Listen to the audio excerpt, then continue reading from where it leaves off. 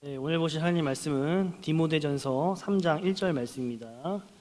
디모데전서 3장 1절 말씀입니다. 신약성경 338페이지 전후에 있습니다. 디모데전서 3장 1절 말씀입니다. 한 절 말씀이니까는요 함께 보도록 하겠습니다. 미쁘다 이 말이여 곧 사람이 감독의 직분을 얻으려 함은 선한 일을 사모하는 것이라 함이로다.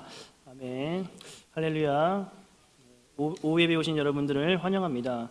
하나의 질문으로 말씀을 시작하고자 합니다. 제가 만약에 목사가 아니라면 어떤 직업으로 살아갔을까요? 목사가 아니었으면 이랬을 것 같다, 이렇게 살았을 것 같다, 한번 이야기해 보기를 원합니다. 관심 없으시죠? 네, 내 인생도 아닌데, 그죠? 우리 한번 따라하겠습니다. 목사님께 관심을 갖겠습니다.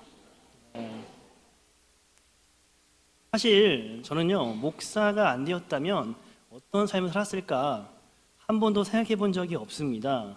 그러나 분명한 것은요, 어디에 있든지 최선을 다하는 삶을 살지 않았을까 그렇게 생각을 하곤 합니다. 제가 왜 목사가 됐을까요?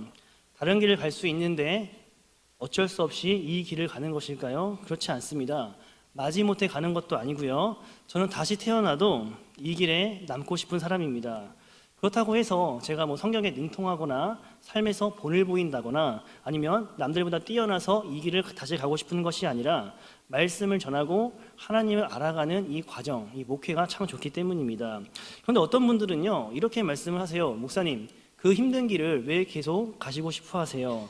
제 대답은요, 부르심이 다르기 때문입니다. 저는요 말씀을 전하는 건 좋아하지만 어떤 분들은요 찬양의 은사가 있으신 분들이 계시고요, 어떤 분들은 또 운전의 은사가 있으신 분도 계시고 음식을 잘하시는 은사를 가신 분이 있다는 겁니다. 그렇기 때문에요 각각의 모든 사람은 하나님께 받은 부르심의 은사대로 섬기면 된다는 겁니다. 세상 모든 사람들은요 나와 같은 가치관과 의미를 갖고 사는 것이 아니기 때문에 많은 사람들이 모인 교회는 하나가 되기 굉장히 어려운 겁니다. 그래서 교회를 섬기는 데 있어서도요 형편이 안 되는 사람이 있을 수 있고요, 형편은 되는데 마음이 없는 사람이 있고요, 형편이 되면서 마음도 있는 사람이 있다는 겁니다. 그래서 저는요 섬기는 데 있어서 가장 중요한 게 무엇이냐고 물으신다면 자발적인 마음이라고 생각을 합니다. 그래서 무슨 일을 하실 때 억지로 한다면 힘들 수밖에 없습니다. 이왕 하실 거면요 억지로 하는 것이 아니라 자발적인 마음으로 기쁨으로 섬길 수 있는 저와 여러분이 되기를 소망합니다. 요즘에 책을 한 권 보고 있는데 안목이라는 제목의 책을 보고 있습니다. 안목이라는 것은요 무엇을 바라보는 눈이고요, 무엇을 분별하는 눈이라는 것을 우리가 다 알고 있습니다. 근데 저는 이거를 신앙적으로 이렇게 적용해 보면요, 하나님을 바라보는 눈과 말씀을 보는 안목이 우리에게 열릴 때 남들이 보지 못하는 하나님의 말씀을 깊이 볼 수 있고 통찰력이 우리에게 생길 수 있다고 생각을 합니다. 근데 안목은요 분야에 따라서 다르게 표현이 됩니다.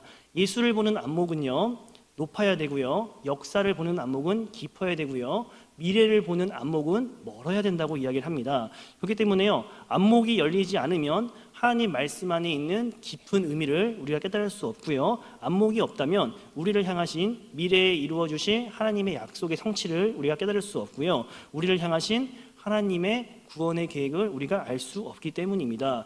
그래서 저는요 성경을 보는 안목이 인생을 보는 안목과 이어진다고 생각을 합니다. 우리 한번 따라하겠습니다. 성경을 보는 안목이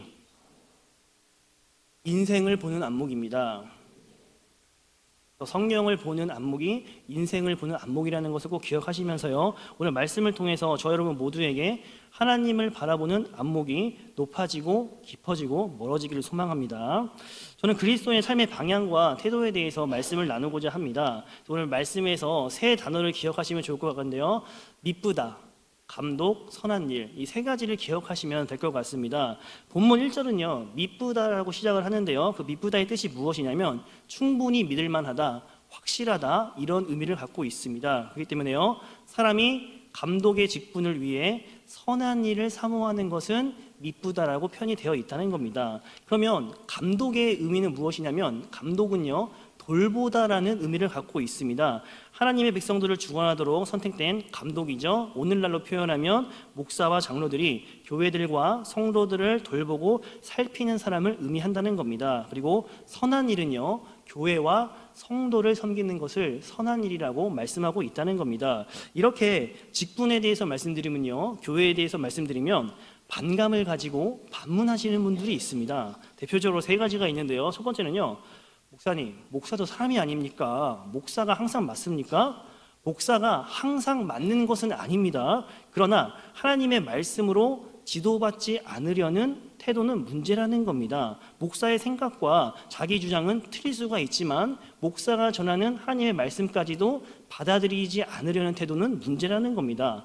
하나님의 권위를 부정하고요, 내 뜻대로 살기를 원한다면 누구의 지도를 따라 자신의 삶을 돌아볼 수 있겠습니까? 또 이런 분들이 있습니다. 목사님, 성직이 따로 있습니까? 하나님께 받은 소명이 따로 있습니까? 세상의 모든 직업이 다 성직입니다. 맞습니다. 하나님께 받은 모든 직업은 성직입니다. 그런데요, 세상의 직업을 성스럽게 여기지 않는 것이 문제이고요, 성직자들도 세상 직업처럼 여기는 것이 문제라는 겁니다.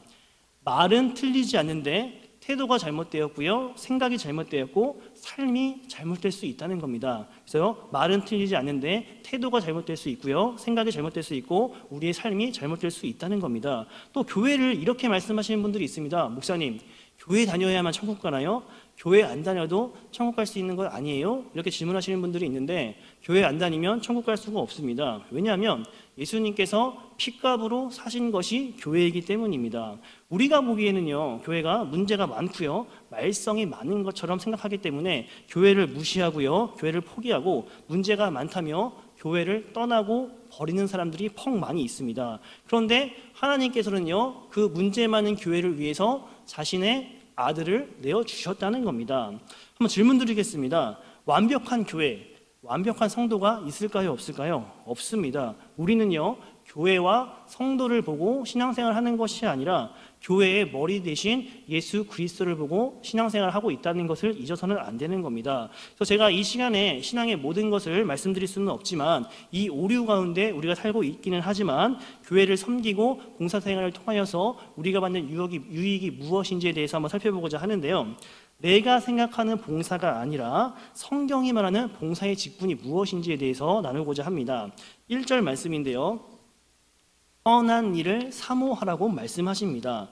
직분은요, 타이틀이 아니라 교회를 섬기고 성도를 섬기는 일인데 이 일을 선한 일이라고 하나님께서는 말씀하고 계신다는 겁니다. 선한 일은요, 교회를 위한 일이고 성도를 위한 일이라는 겁니다. 그런데요, 성도들은요, 제각기 생각이 다르고요, 가치관이 다를 수밖에 없습니다. 그렇기 때문에 교회를 바라보면요, 거룩한 것 같지 않고 문제가 많아 보입니다. 그럼에도 교회를 섬기고 성도를 섬기는 것을 선한 일이라고 말씀하고 있다는 겁니다. 하나님은 교회를 섬겨라, 문제가 없을 것이다, 교회는 완벽하니까 죽도록 충성하라, 이렇게 우리에게 말씀하신 적이 없다는 겁니다. 우리가 직분을 받을 만한 자격이 있어서 직분을 받은 걸까요? 아니면 하나님의 은혜로 직분을 받은 것일까요? 아무도 우리가 자격이 있어서 직분을 받은 것이 아니라 하나님께 은혜로 받은 것을 기억하셔야 되고요, 자격이 없는 사람들이 모여있기 때문에 서로 섬기며 도움이 필요한 거지, 완벽한 사람들만 이 자리에 있다면 우리가 무슨 도움이 필요하고 무슨 섬김이 필요하겠습니까? 그래서요, 우리가 세상 어디에 있든지 이것을 생각하셔야 됩니다. 하나님이 박수 쳐주실 일은 무엇인가? 이것을 생각해야 된다는 겁니다. 내게 있는 돈과 시간과 에너지를 어디에 쓰면 하나님께서 박수 쳐주실까? 이런 생각 해보셨습니까? 이 일을 하면 기뻐하시고 이 일을 하면 하나님께서 잘했다고 칭찬해 주실 만한 일이 무엇인지 생각해 보셨습니까? 저는 교역자보다 이 자리에 있는 성도님들이 대단하다고 생각을 합니다. 왜냐하면요, 성도님들은요, 물질로 교회를 섬기고요, 시간으로 섬기고요, 노동력으로 섬깁니다. 그렇죠? 그러니까 세상에서요, 물질을 투자하고 노동력을 투자하고 시간을 투자한다면 그 일을 잘하고 못하고를 떠나서 항상 칭찬만 받습니다. 그렇죠? 그런데 교회는 조금 다릅니다. 내가 물질을 투자하고요, 헌금을 드리고요, 아이들을 위해서 후원도 하고요, 많은 좋은 일도 하고요, 내 시간을 투자해서 내 노동력을 투자해서 아이들을 섬깁니다. 그런데 교회에서 원하는 자리에 있지 않으면요, 칭찬을 받는 것이 아니라 때로는 좋지 않은 이야기를 들을 때가 있다는 겁니다. 그런 의미에서 저는 성도님들이 대단하다고 생각을 합니다. 그런데 좋지 않은 이야기를 들음에도 불구하고 여러분들께서 교회를 섬기시는 이유가 무엇입니까? 사람을 보는 것이 아니라 하나님이 주시는 영광을 바라보기 때문에 그 일을 계속 섬기시는 것 아니겠습니까? 마찬가지로 저도 목사로 살아가는 일이 늘 재미있거나 즐겁지는 않습니다. 그렇다고 사람들이 알아주는 것도 아니고요, 많은 열매를 맺는 것도 아닙니다. 그러나 한 가지 분명한 것은요, 제가 바르게 하나님의 말씀을 전하고 사역을 할 때 하나님께서 그 열매에 상관없이 제 삶에 있어서 박수를 쳐주신다는 확신이 있기 때문에 이 길을 가는 것 아니겠습니까? 다른 사람이 박수 쳐주지 않아도, 인정하지 않아도 하나님께서, 성경이 인정하는 길이 있다는 겁니다. 교회와 성도를 섬기는 것이 바로 그것이라는 거죠. 저는 이 일에 여러분들을 초청하고 싶습니다.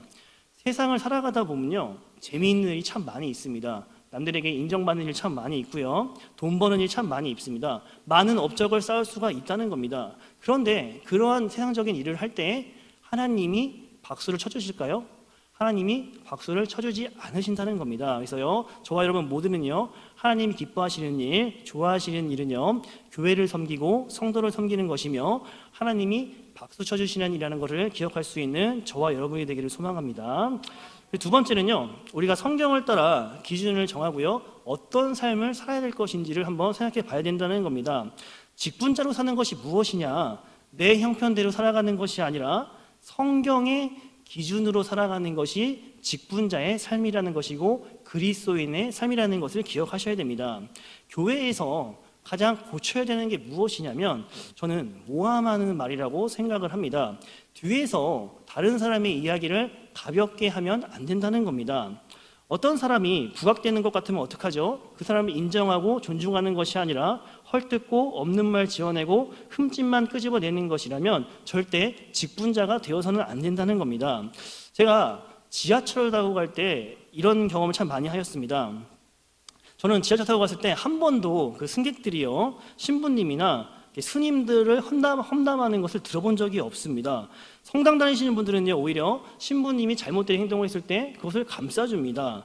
그런데요, 목사 험담하는 이야기는요, 심심치 않게 듣게 됩니다. 물론 험담할 수는 있지요. 그러나 믿지 않는 사람들 앞에서 공공장소에서 험담하는 것은요, 우리 기독교의 얼굴에 스스로 침뱉는 거고요, 하나님의 얼굴에 먹칠을 하는 것 아니겠습니까? 이런 적도 있습니다. 제가 재작년 12월에 부임을 했고요, 작년에 1년 동안 사역을 열심히 하고 있는데 1년도 안 됐는데 10월, 11월 달에 이런 이야기를 5번이나 들었습니다. 목사님, 다른 교회 가신다면서요?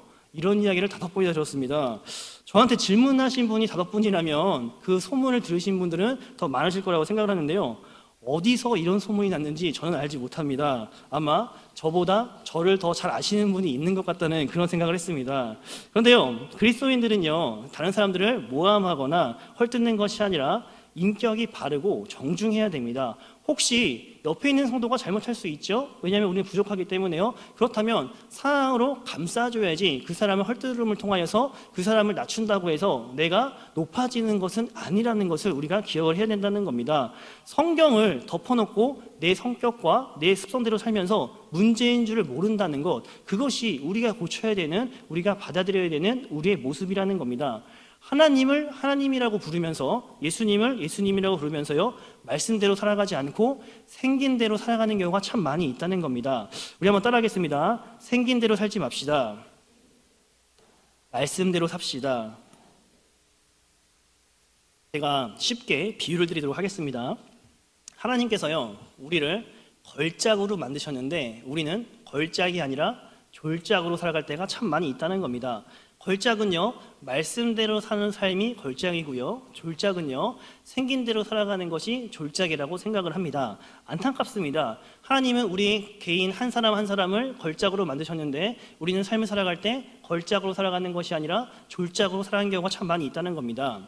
졸작에도 두 부류의 종류가 있습니다. 첫 번째는요, 스스로 졸작이라고 생각하는 사람입니다. 낮은 자존감이 있고요, 패배의식이 있고 자괴감과 허무주의 속에 살다 보니까는 언제나 내 삶이 비관적이고 비판적이고 부정적으로밖에 바라볼 수가 없다는 겁니다. 그래서요, 남이 잘 되면 인정하는 것이 아니라 칭찬하는 것이 아니라 그 사람을 더욱더 깎아내리려고 합니다.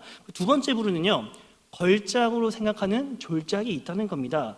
이 사람은 어떤 사람이냐면요, 다른 사람들보다 내가 낫다고 우월함 속에 살아가는 사람이 있다는 겁니다. 이런 사람은요, 비교함을 통해서 아나 무인의 삶을 살아가는 겁니다. 이렇게 사는 사람들은요, 짐승처럼 살아갈 수밖에 없다는 겁니다. 적자 생존이죠. 힘이 있을 때는 높아지고요. 능력이 있는 사람만 살아남는다고 생각을 하고요. 그래서 그러한 가치관 속에서 남을 짓밟고 내가 올라가고자 하는 마음만 있다는 겁니다. 근데 그렇게 살다 보면은 그 가운데 우리 마음에 평화의 마음이 있을 수 있겠습니까? 그럴 수 없다는 겁니다. 그러나 성경은요, 다르게 설명하고 있습니다. 우리가 볼 때 몸이 불편한 사람도 있을 수 있고요, 돈이 없는 사람이 있을 수 있고요, 마음이 여린 사람도 하나님의 걸작품이라고 하나님은 말씀하고 계시다는 겁니다. 하나님께서 창조하신 그 존재 자체만으로도 우리는 귀하게 여김받아야 되고요, 옆에 있는 사람들에게 존중을 받아야 되는 걸작품이라는 것을 우리가 기억을 해야 됩니다. 그렇기 때문에 우리 모두는요, 혼자서 살아가는 것이 아니라 옆에 있는 성도와 협력하여 선을 이루며 살아가는 것, 그것이 교회의 본 모습이라는 것을 우리가 기억을 해야 되는 겁니다. 하나님 안에서 내가 누구인지를 발견하게 되면 나는 옛날처럼 살아갈 수 없다는 겁니다. 그렇죠? 내가 말씀을 통해서 누구인지를 깨닫게 된다면 옛날처럼 살아갈 수 없다는 겁니다. 하나님 안에서 나 혼자 아둥바둥하며 살아가는 것이 아니라 성령님이 오셔서 나를 이끌어 주시고 도와주는 상담자의 역할을 해주신다는 겁니다. 하나님이 나를 사랑하시고요, 예수님이 나를 위해 죽어주시고 성령님이 이끌어 주시고 성경이 어떻게 살아야 되는지를 알려주실 때 우리가 그 길을 따라갈 때 우리의 삶이 변화될 수 있다는 겁니다. 저는 이렇게 믿는 집안에서 태어나지 않았습니다. 어느 순간 노는 거를 좋아했던 제 마음에 하나님의 말씀이 들어오기 시작했습니다. 말씀이 믿어지고 받아들여졌습니다. 그러자 제 안에 있는 생각이 변화되기 시작을 합니다.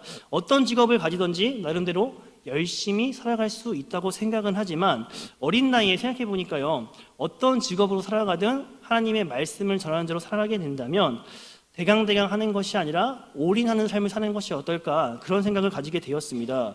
그러자 삶에 조금씩 변화가 일어나기 시작했습니다. 어떤 변화가 있냐면요, 제 눈이 원래 굉장히 이렇게 옛날 사진을 보면 올라가 있거든요. 말씀을 전하다 보니까는 말씀이 이렇게 눈이 좀 내려와가지고 얼굴이 좀 선해졌다는 이야기를 아는 친구들, 옛날 친구들 참 많이 합니다. 그리고요, 성경을 가르치는 자가 되어야 되는데 오늘 살아가는 모습이 걸림돌이 된다면 얼마나 안타까울까, 그런 마음에 가급적 노력을 많이 합니다.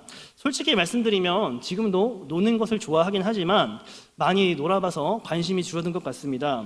자, 생각해 보시기 바랍니다. 제가 목사이기에 술자리를 가지 못하고 세상 사람들처럼 즐기지 못하는 것이 약점일까요?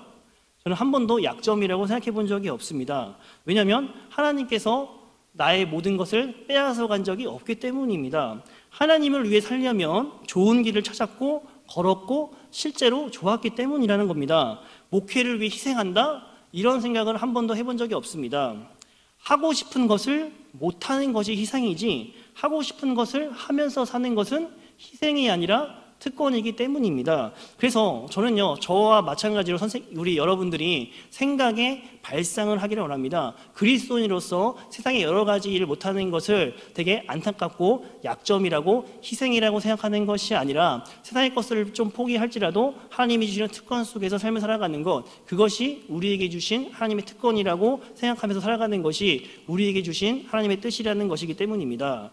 목사로 살아가는 제가 불쌍해 보입니까? 전혀 그렇지 않습니다. 분명한 길을 찾았고요, 말씀 안에 들어왔음에도 불구하고 확신이 없이 이리저리 갈팡질팡하는 사람들이 불쌍한 사람이지요. 하나님의 말씀을 전하는 제가 왜 불쌍한 사람입니까? 여러분들이 간혹 가다가 저를 보고 안타깝다고 이야기하시는 분들이 있는데 제가 보기에는요, 안타깝지 않습니다. 내가 누구인지 알았다면 왜 웃으세요? 웃긴가요? 어정쩡한 것이 안타까운 것이지 뭐 그냥 살아가는 거 좋다고 생각을 합니다. 나는 뭐가 문제가 많은데 담배를 못 끊고 술을 끊지 못해서 그럼에도 불구하고 하나님께서 직분을 주셨다, 이렇게 걱정하시는 분들이 참 많이 있습니다. 자격 미달이지만 하나님의 직분이 주어진 것은요, 그대로 받아들이시고 하나님의 은혜임을 기억하시면 되는 겁니다. 이 자리에 어느 누구가 자격이 있어서 직분을 받았겠습니까? 제가 자격이 있어서 목사의 직분을 감당하는 것일까요? 그렇지 않습니다. 교회에서 보시는 제 모습은 반드시 할지 모르겠지만 밖에서 보는 제 모습은 그렇지 않습니다. 그렇게 행동할지는 모르지만 제 안에 있는 죄성이라는 것은 저만 알 수 있기 때문입니다. 그래서요, 우리 모두는요, 철저하게 하나님의 은혜로 부르심을 받고 하나님께 직분을 받았다는 겁니다. 사도 바울도 이렇게 고백을 하죠. 주께 감사하는 이유는 내게 직분을 맡기셨기에 나는 감사할 수밖에 없다고 말을 하는 겁니다. 우리는 충성스럽다가 아니라 충성스럽게 여겨주신다는 말씀을 기억하셔야 되는 겁니다. 내가 충성된 게 아니라 하나님이 나를 충성스럽게 여겨주신다는 것을 기억하면서 하나님의 은혜로 살아가는 존재임을 기억하셔야 되는 겁니다. 그래서 맡은 자들이 가져야 될 게 무엇이냐면 충성이라는 겁니다. 직분이 없는 사람들은요, 자발적인 마음으로 형편될 때만 일해도 된다고 생각을 합니다. 그런데 직분을 가진 사람은요, 형편대로 일을 하면 안 되는 겁니다. 형편대로 일하는 사람은 자원봉사자입니다. 직분을 가진 사람은요, 책임감을 갖고 있어야 되고요, 책임감을 가진 사람은 죽도록 충성을 해야 된다는 겁니다. 그래서 바울은 맡은 자에게 구할 것은 충성이라고 이야기를 했고요, 충성의 기준이 사도행전 4장 20절의 말씀이라고 생각을 합니다. 내가 달려갈 길과 주 예수께 받은 사명, 하나님의 은혜의 복음을 전하는 일에 나는 목숨도 소중한 것으로 여기지 않는다는 것, 그것이 충성의 기준이 되어야 된다는 겁니다. 그래서 직분을 가진 사람은요, 목숨을 걸고 섬겨야 되고요, 기록된 하나님의 말씀을 인정하고 말씀에 순종해서 살아가는 것, 그것이 교회가 교회답고 성도가 성도되는 길이고 직분자가 직분자의 삶을 사는 길이라는 것을 기억하시기를 바랍니다.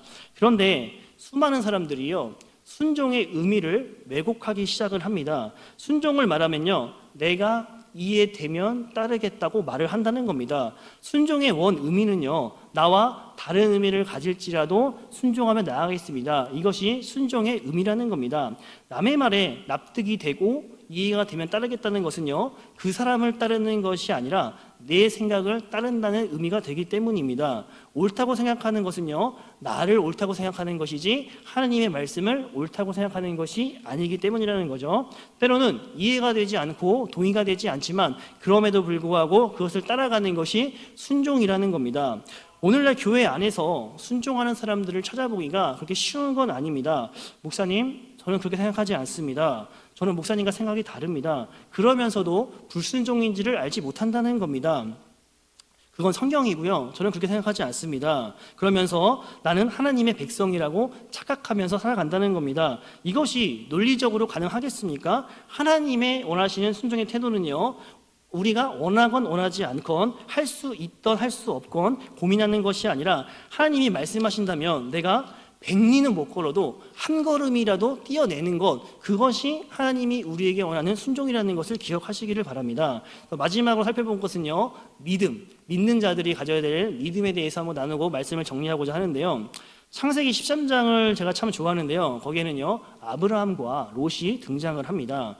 롯과 아브라함 모두가 땅을 바라보게 되죠. 그래서 창세기 13장 10절에 보면요, 이에 롯이 눈을 들어 요단 지역을 바라봅니다. 자기가 원하는 것을요, 자기 뜻대로 바라보게 된다는 겁니다. 그런데 14절에는요, 아브라함에게 하나님이 말씀하시죠. 너는 눈을 들어 너 있는 곳에서 동서남북을 바라보라. 아브라함도 눈을 들어 땅을 바라보지만 자기 욕심을 따라, 자기 계획을 따라 땅을 바라보는 것이 아니라는 겁니다. 자, 말씀 따라 두 사람이 바라보는데요, 어떤 차이가 있는지 들어보시기 바랍니다. 두 사람 모두가 땅을 바라보고 있는데요, 한 사람은 욕심의 눈으로 땅을 바라보고 있고요, 한 사람은요, 하나님의 말씀을 통해서 믿음의 눈으로 땅을 바라보고 있습니다. 한 사람은 지금 당장 이루어진 좋은 땅을 바라보고 있지만 한 사람은 먼 미래에 이루어질 좋을 땅을 바라보고 있다는 겁니다. 한 사람은 다른 사람이 이루어둔 좋은 것을 빼앗기 위해 탐욕의 눈으로 그 땅을 바라보고 있지만 한 사람은 하나님이 이루실 것을 기대하면서 아무것도 없는 들판을 믿음의 눈으로 바라보고 있다는 겁니다. 룻은요, 죄로 오염된 세상의 풍요로움을 동경하고 그거를 바라보고 있지만 아브라함은요, 하나님의 약속이 이루어질 것이라는 믿음의 눈으로 땅을 바라보고 있다는 겁니다. 무엇을 바라보느냐도 중요하지만 더 중요한 것은요, 어떤 마음으로, 어떤 믿음으로 바라보고 있느냐, 이것이 정말 중요하다는 겁니다. 그래서 우리 모두는 선택하면 되는 겁니다. 롯처럼 자기 눈에 보기 좋은 땅을 선택할 것인지, 아니면 약속의 말씀을 통해 기다리며 인내하며 하나님의 뜻이 원하는 땅을 선택할 것인지, 그 선택은 우리에게 달려 있다는 겁니다. 아브라함도 하나님이 주신 땅을 바라보면서요, 내가 가야 되는 곳이 어딘지 믿음의 눈으로 바라봤다는 겁니다. 우리는요, 롯이 하는 이 선택이 굉장히 좋은 선택이라고 생각을 합니다. 그렇죠? 아브라함이 하는 선택은요, 왠지 굉장히 조금은 덜 좋아 보이는 선택이라고 생각을 합니다. 그러나 마지막이 됐을 때 어떻게 되죠? 롯이 선택이 옳았을까요? 아브라함이 선택이 옳았을까요? 우리는 모두 알고 있습니다. 롯의 선택이 잠깐은 좋을 수 있을지만 나중에 됐을 때는 하나님의 뜻이 이루어지는 것을 우리가 볼 수 있다는 겁니다. 당장은 차이가 나지 않습니다. 당장은 다른 사람의 삶이 훨씬 좋아 보일 수가 있습니다. 그러나 우리가 믿음을 따라 선택하는 것이 좋은 것인지는요, 아브라함의 인생을 할 것이냐, 롯의 인생을 할 것이냐, 우리가 성경을 통해서 이미 답을 알고 결과를 알고 있다는 겁니다. 말씀에 순종하며 살아가는 것이 손해라고 생각을 하십니까?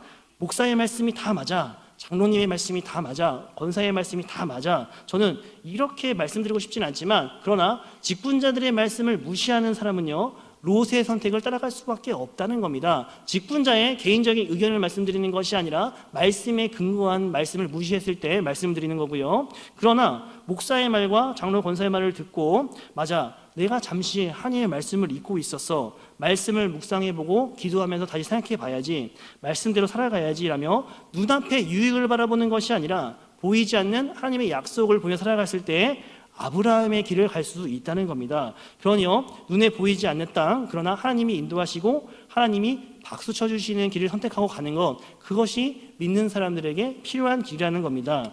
여러분은 어느 길을 가시겠습니까? 롯의 길을 가시겠습니까? 아브라함의 길을 가시겠습니까? 모두가 아브라함의 길을 가겠다고 생각은 하시지만 삶에서 실천하는 것은 굉장히 어렵다는 겁니다. 마지막으로 지금 공예배 운동 중입니다. 그렇죠? 신혼교구가 잘 안 나와서 피가 마릅니다. 담임 목사님 출석 보실 때마다 방송실에 가 있습니다. 그러나 저는 믿습니다. 신혼교구를 넘어서서 우리 모든 성도님들이요, 출석 부르는 것 때문에 예배에 참석하는 것이 아니라 예배에 참석하는 모습을 하나님이 기뻐하시고 박수 쳐주시는 일이라는 것이라고 믿고, 예배에 참석하는 것이 하나님께 선한 일을 하는 것이라는 것을 믿고, 예배에 참석함을 통해 말씀을 듣고 직분자의 삶이 무엇인지를 날마다 깨닫는 것을 원하는 성도들로 변화되기를 원합니다. 그래서요, 하나님에 대한 안목이 넓어져서요, 다른 교회에서 못 보는 것을 우리 성도님들이 보시길 원하고요, 그 안목을 통해서 하나님과 더욱더 가까워지는 저와 여러분이 되기를 소망합니다. 그래서요, 세 가지를 기억하라고 말씀을 드렸는데요, 미쁘다, 그렇죠? 미쁘다, 감독, 선한 일을 기억하라고 말씀드렸는데요, 우리가 직분대로 살아가는 것은 선한 일을 위해 살아가는 것이고요, 그 선한 일을 통해서 교회를 섬기고 성도를 섬길 때 하나님이 우리를 향해 박수 쳐주시고, 우리가 우리 안에서만 살아가는 것이 아니라 하나님의 놀라운 계획이 우리 삶에 이루어지고 믿음의 길을 갈 때 하나님이 보이지 않는 하나님의 큰 축복을 우리에게 주신다는 걸 믿고 나아갈 수 있는 저와 여러분이 되기를 소망합니다.